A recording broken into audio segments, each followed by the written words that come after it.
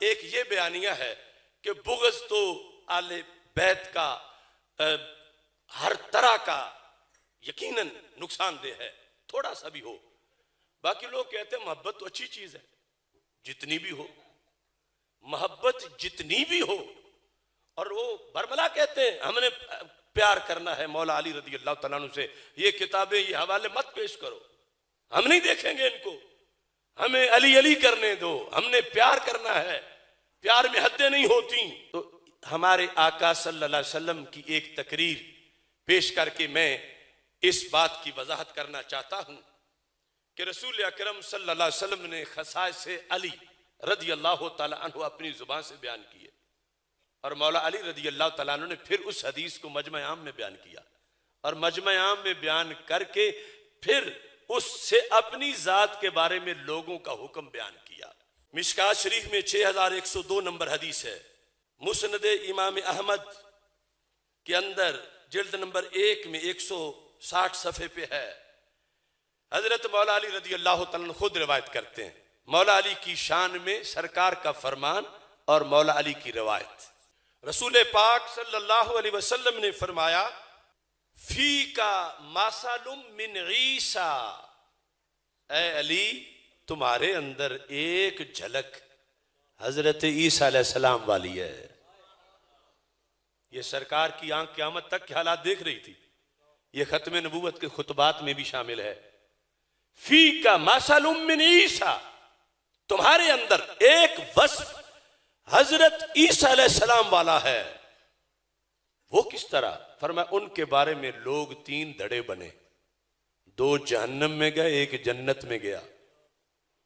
ایک دھڑا بغض والا، دوسرا دھڑا بغیر شرط اور حد کے پیار والا. یہ دونوں جہنم میں گئے. جنت میں وہ پہنچے جنہوں نے پیار کیا مگر شریعت سے پوچھ کے کیا. یہ سرکار کی حدیث ہے اور یہ سوچنا ہے، اور یہ سامنے ہمارے. ابھی آپ خود اپنا دل تمہارا یہ فتویٰ دے گا کہ سرکار نے کتنا کھول کے بات کو بیان کر دیا. فرمایا عیسیٰ علیہ السلام کا معاملہ کیا تھا؟ اب غدت الیہود، ان سے یہود نے بغض رکھا، اور اتنے کمینے تھے حتی بہاتو امہ، حضرت عیسیٰ علیہ السلام کی امی جان پہ الزام لگا دیا. کس پر؟ پاک مریم علیہ السلام پر بہتان لگا دیا، حالانکہ وہ بن باپ کے پیدا ہوئے، لیکن یہ کمینے بغض عیسیٰ میں یہاں تک گئے کہ امی جان پر بھی الزام لگا دیا. تو یہ اس وجہ سے جہنم میں گئے. دوسری طرف احبتہ النصارى، نصارہ نے پیار کیا. سمجھایا گیا کہ حد تک کرو، آگے نہ بڑھو. تو انہوں نے کہا ہم نے عیسیٰ کرنا ہے، یہ ملا مفتی ہمیں کوئی سبق نہ دے. راہ محبت میں کوئی حد نہیں ہوتی.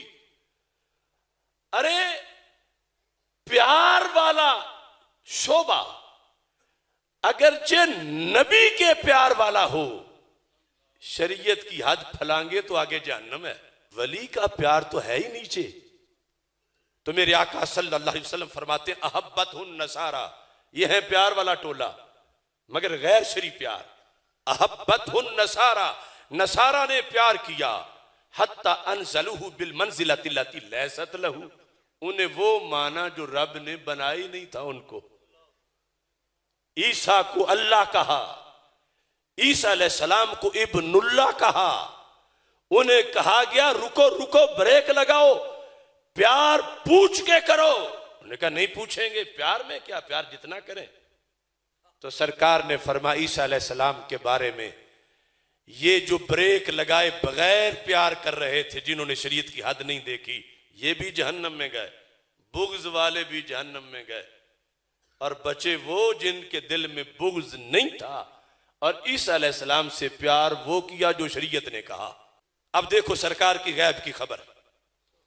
فرما علی تمہارے اندر یہ وصف ہے، عیسیٰ علیہ السلام والا وصف، وہ جھلک مجھے تمہارے اندر نظر آ رہی ہے. میں خبر دے رہا ہوں تمہارے بارے میں 3 دھڑے بنیں گے، ایک جنت میں جائے گا، 2 جہنم میں جائیں گے. اب دیکھو حضرت مولا علی رضی اللہ تعالی عنہ مجمع میں کھڑے تھے. آپ نے فرمایا لوگوں سن لو، میں خود راوی ہوں، میرے کانوں نے خود سنا ہے، یہلکو فی رجلان، میرے بارے میں دو قسم کے لوگ جہنم میں جائیں گے، ایک وہ جن کے دل میں میرا بغض ہوگا، اور دوسرے وہ جو مجھ سے غیر شرعی پیار کریں گے۔ لوگ کہتے ہیں محبت کی تو قسم ہی ایک ہے، محبت بھی بھلا بضایا ہو سکتی ہے۔ یہ مولا علی خود فرما رہے ہیں، سرکار کی حدیث سے اخذ کر کے فرمایا یہلکو فیہ، میرے بارے میں رجلان، دو قسم کے لوگ۔ پہلا کون سا؟ محب مفرط، وہ محبت میں حد سے گزرنے والا، کیا کرتا ہے؟ یقرزونی بما لیس فیہ، میری وہ شانیں بتاتا ہے جو مجھ میں ہے ہی نہیں، میری وہ شانیں بتاتا ہے۔ اب مولا علی کو سرکار نے بتایا تو مولا علی یہ کہہ رہے شانیں وہ میری بتاؤ جو سرکار کے وسیلے سے آ رہی ہیں، مجھے سرکار سے آگے کہیں نہ بڑھاؤ۔ روافض نے کہا ہم نے پیار کرنا ہے جیسے کریں، نے کہا فرشتے سے ہی غلطی ہو گئی تھی، پہلے دن وحی تو آنی مولا علی پر تھی معاذ اللہ۔ مولا علی نے کہا میرا بغض بھی جہنم کی ٹکٹ ہے، اور میری وہ محبت جس میں شریعت سے بغاوت کی جائے وہ بھی جہنم کی ٹکٹ ہے، اور میری وہ محبت جنت لے جاتی ہے جو شریعت کی حدود کے اندر رہتی ہے۔ اب آج وہ بیانیہ جو ادھر سے چلتا ہے، ہمارے خطیب دیکھتے ہی نہیں کہ یہ ان کی کتابوں میں بات ہے یا ہماری کتابوں میں ہے۔ ہماری کتابوں کی سندیں ہیں، ان کی کتابوں میں یہ آواز آئی، کہاں سے آئی، کس کی آئی، کب آئی، کس کو آئی، یہ سب کچھ چھپا ہوا ہے۔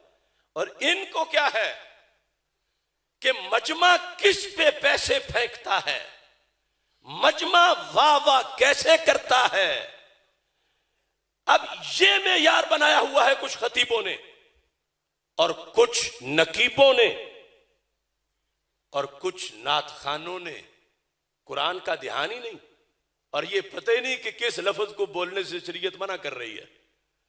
شریعت کا پہرا ہے، اور وہ بولا تو مولا علی کہتے ہیں میں کوئی ضامن نہیں، جہنم میں سیدھے جاؤ گے۔ تو اب اس حدیث کو سامنے رکھ کے اپنے دل سے پوچھو کہ یہ جو آج چپ کلش ہے، ایک طرف بغض والے، دوسری طرف شریعت کو پس پشت پھینک کے پیار کے دعوے دار، تو انہیں جہنم جانے سے کون روکے گا؟ اور جنت اس کی ہے کہ جس کے دل میں بغض علی نام و نشان بھی نہیں، لیکن محبت علی شریعت کی دلیلوں کی روشنی میں ہے۔ لہذا یہ بات آج ہائی لائٹ کرنے کی ضرورت ہے کہ صرف دو قسمیں نہیں کہ ایک طرف حب علی والے ہیں، دوسری طرف بغض علی والے ہیں، قسمیں تین ہیں۔ حب علی ایک ہے سچی، دوسری ہے جھوٹی۔ سچی جنت کی ٹکٹ ہے اور جھوٹی جہنم کا سندیسہ ہے، اور یہ قسمیں بنانا میرا تیرا کام نہیں، یہ جن کی شریعت ہے انہوں نے بنائی ہے، اور مولا علی رضی اللہ تعالیٰ عنہ نے بیان فرمائی ہیں۔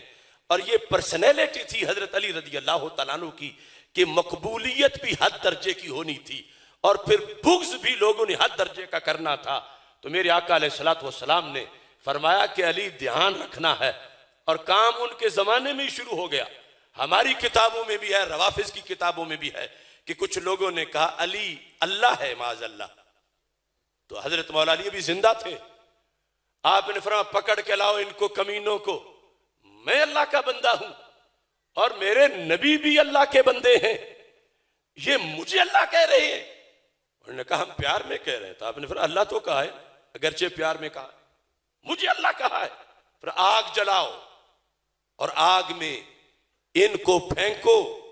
حالانکہ عبداللہ بن عباس نے اختلاف کیا کہ آگ کا عذاب اللہ دیتا ہے، جلاؤ نہیں ویسے ان کو پھانسی پہ چڑھا دو، یہ باقاعدہ اختلافی نوٹ تھا ابن عباس رضی اللہ تعالیٰ عنہ کا۔ مگر مولا علی کہنے لگے میرے دل کو سکون تب پہنچتا ہے کہ میں ان کو جلتا دیکھوں کہ انہوں نے مجھے کیوں اللہ کہا، مجھے چین تب آئے گا۔ یہ ہماری کتابوں میں بھی ہے، روافظ کی کتابوں میں بھی ہے۔ اور جب پکڑ کے ان کو آگ میں پھینکنے لگے تو کہنے لگے علی پہلے کچھ شک پڑتا تھا، اب تو پک ہو گیا ہے کہ تم اللہ ہی ہو معاذ اللہ۔ کیوں؟